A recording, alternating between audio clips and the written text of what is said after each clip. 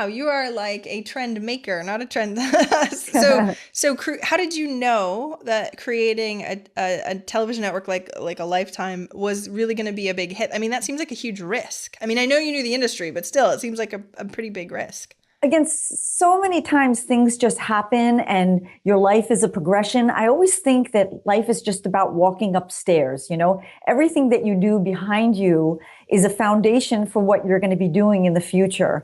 So while I was running this production company, my production company got quite large. We were producing massive quantities of television for the Japanese network.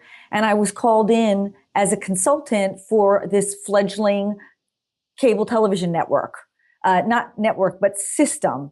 So I went in and I came in as a consultant. It was actually DirecTV launching in Japan. And I went in as their consultant and I helped them develop television networks, worked with people to finance certain stations because unlike United States at the time, there weren't, 200 channels that were just vying for coverage on the cable networks. There were no stations. So we had to go out there and actually find people to develop them, finance them. And as I was working with that, it was like a natural progression.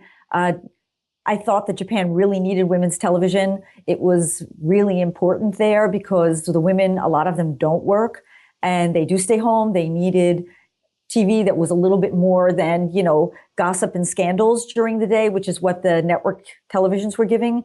So we came up with an idea, a proposal, and ended up finding backers. And I went, and they basically bought out my company. And that's really the basis of the business. So before I get to the last question, because I know we have to start wrapping up in a second, this is before the last question. Your mindset is huge. You've built ridiculously large things. How do you have any advice? Because a lot of entrepreneurs, especially in the first couple of years of business, sort of have this small view, but you have such a large view. What advice can you give them? Staying power is really important. So if what you're doing needs marketing and it needs technology, you need to make sure that you don't underfinance your company. That's really, really important.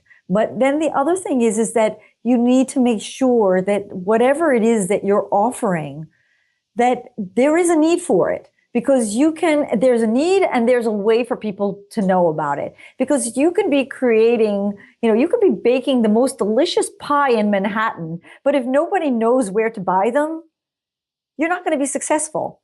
And maybe you're making something that people really don't want. So you need to make sure, or maybe if you just adjusted it a little bit, it would suit your customers' needs better. So it's so important to be listening to your customer feedback.